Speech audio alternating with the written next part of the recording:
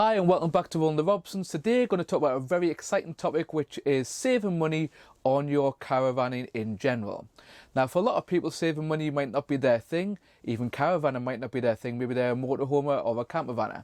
But I think it's quite important to look at the idea of saving money, because the more money you save before you go to your trips or while you're on the pitch, the more money you can spend in the future to go on more experiences with you and your family. If you're new to this channel, we're a family of 5 that go touring in our caravan when we're not on lockdown, and we also give reviews of caravans that are family orientated, and we talk about products and repairs on the van. So hit the subscribe button below and the bell notification to continue with our journey. So we're going to go through 5 different reasons on how you can save money before you get to your pitch. We've also done another video about how to save money on the pitch, and we'll put a link to that later on. So the biggest expense, I would say, when getting a caravan isn't actually the caravan itself. For a lot of people, I imagine the most expensive thing they will buy, although it might be 50-50, is probably their tow car. Now, obviously, when you buy a tow car, you have to make sure it's fit for purpose, both for you and your family. You've got to make sure that it has a high enough curb weight so it can tow your caravan safely, well within the 85% rule if that's a possibility. And it needs to have, like I said, the space to fit all the children, or the space to fit all of your camping or caravan gear with as well. But like a lot of things, you can go quite cheap on this, or you can go quite expensive. Now, there are obviously pros and negatives of both approaches. By buying a cheaper car, you're obviously saving money on the maybe monthly payment, or maybe if you're very lucky, not having a monthly payment at all. But you are more likely to have breakdowns on an older car than you are a newer car. But that isn't always the case either. Again, with a car, you could buy a car that's probably anywhere from a few £1,000s to maybe getting like a brand new Volvo or other big SUV, and you're probably talking somewhere in the £80,000. Now that is a large chunk of your money every month going to that. When we bought our first caravan, we were quite lucky that the car we had, which is a Peugeot 5008, already had the electrics and tow bar fitted, so it was suited to towing a caravan. For some people, buying your first caravan might mean you have to buy a car. If you don't have to do that because you already have a car that's suitable, then you might stick with the car that you've got, or you might decide in the future to buy a bigger car.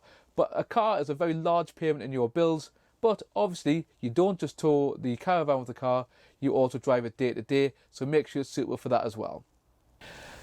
Number 2 on saving money before you get to the actual pitch is the caravan itself. Now again, like I've said in recent videos, it's up to you. It's your money, you spend it how you like.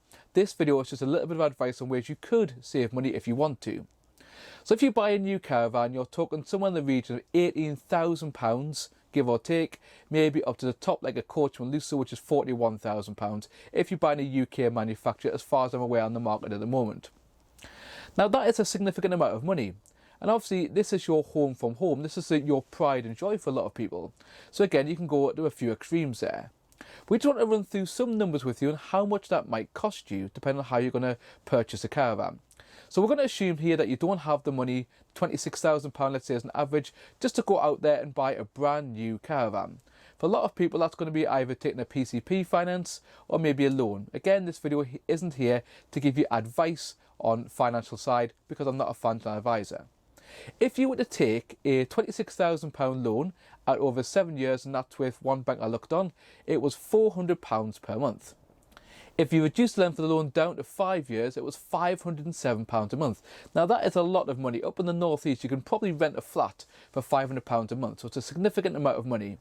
But again, like we said in the past, you pay your money, you take your chance. It's up to you what you want out of it. There's a lot of pros and cons at either side. Buying a brand new caravan, particularly in the current circumstances, means you know nobody's ever used it, nobody's ever walked in it, nobody's ever muddied it or damaged anything inside.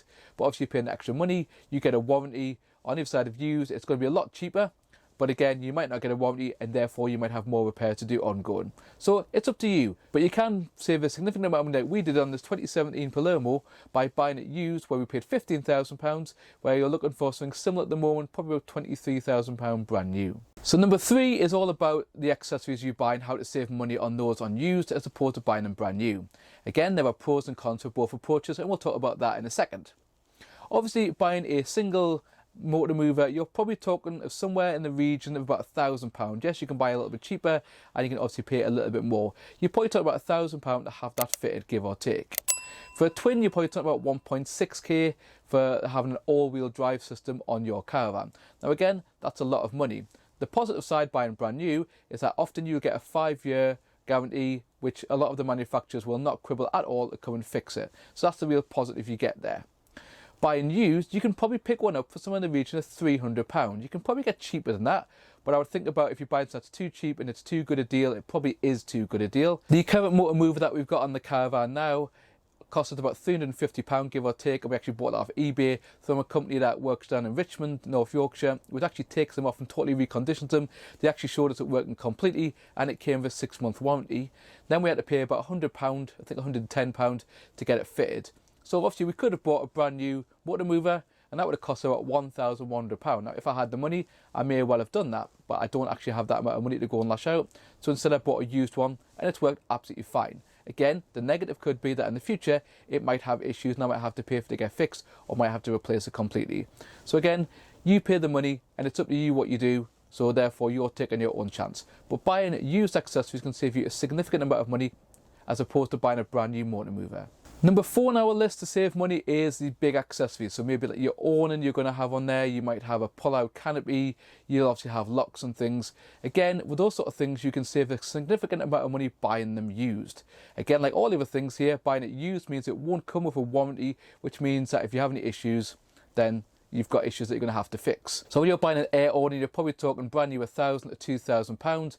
You can often pick those up used, particularly at the back end of the season when people aren't using them as much.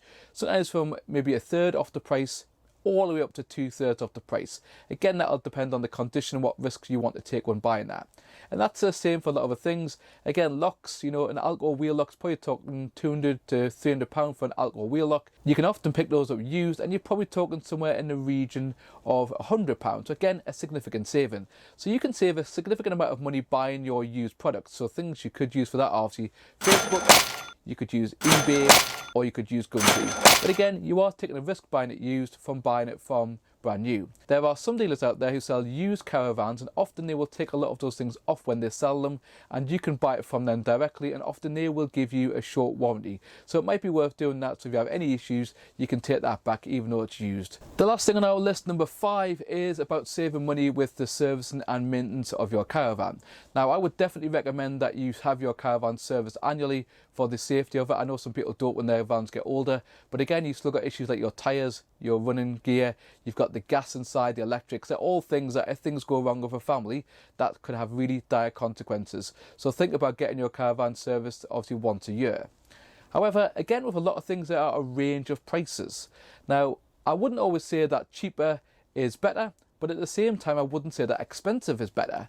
I've used a few different people up here in the northeast, and last year when we had our 586, we looked for getting it serviced before we were going to sell it, and the average price was somewhere £150 to £160, and that was from a non-dealer but an NCC approved engineer. What I would do is make sure that you get your caravan serviced by an NCC approved engineer, because particularly if you've got a newer caravan and the warranty, you can void your warranty if you get it serviced by somebody that is not NCC approved. But again, there's a range of prices. So like I said, it's going to go to £160 for a local service guy to do it. Absolutely fine, heard lots of good things about them. But at the same time, I actually found somebody a little bit further afield, not massively, about an extra 10 minutes, that was doing it for £99. And we got it serviced by them, and I thought, do you know what it is? I'm going to get it done by them, because everyone was like, well, they can't do a good job for £99. Got it serviced by them. I knew exactly what sort of things I would have on the list of things that needed fixing, and he brought up all the things. He had all the one-shot nuts, so make sure that if you do get it serviced, you see the one-shot nuts to make sure they've actually done them. Everything was done. £99. So again, those sort of things, or repairs, if you get damp to your caravan, you can save a significant amount of money. But again, what I do to get a little bit of peace of mind or safety is make sure that you get some recommendations. Who have people used before? How do they know they're very good? Are there any people out there that maybe have not always done the best job? Again, Facebook is your friend for that, because everybody on Facebook slates everybody. So take someone with a pinch of salt. And it might be there's one company that's getting a lot of slating. There might be a reason for that. Often, as the saying goes, there's often not smoke without a little bit of fire there. In the top left here is a video on saving money on the caravan pitch when you get there. And in the bottom right is a video that YouTube has chosen for you. Please remember to hit the subscribe button to continue with our journey. Smash the like button if you got some value from this. And we'll see you in the next video.